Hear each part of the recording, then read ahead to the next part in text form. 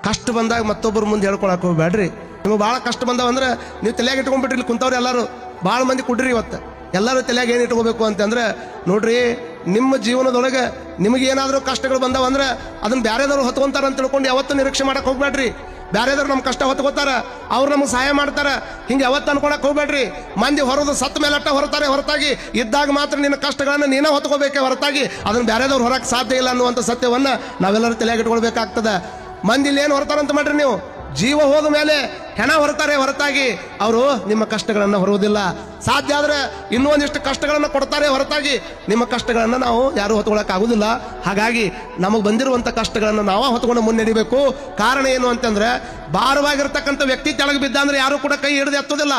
ಭಾರವಾಗಿರ್ತಕ್ಕಂಥ ವ್ಯಕ್ತಿ ತೆಳಗೆ ಬಿದ್ದಂದ್ರೆ ಯಾರು ಕೈ ಇಟ್ಟು ಪಟ್ನ ಎತ್ತೋದಿಲ್ಲ. ಅದೇ ಭಾರವಿಲ್ಲದಾರದಂತ ನೋಟ್ ತೆಳಗೆ ಬಿದ್ರೆ ಪಟ್ನ ಬಗ್ಗೆ ತಗೊಳ್ಳುವಂತ ಕಾಲಘಟ್ಟದೊಳಗೆ ನಾವೆಲ್ಲ ಬದುಕಾಕತ್ತೀವಿ. ಭಾರವಿಲ್ಲದೆ ಇರತಕ್ಕಂಥ ನೋಟಿಗೆ ಭಾಳ ಕಿಮ್ಮತ್ತು ಕೊಡ್ತಾರೆ ಹೊರತಾಗಿ ಭಾರ ಇರತಕ್ಕಂಥ ವ್ಯಕ್ತಿಗೆ ಕಿಮ್ಮತ್ತು ಕೊಡೋದು ಭಾಳ ಮಂದಿ ಕಮ್ಮಿ ಮಾಡಿಬಿಟ್ಟಾರ.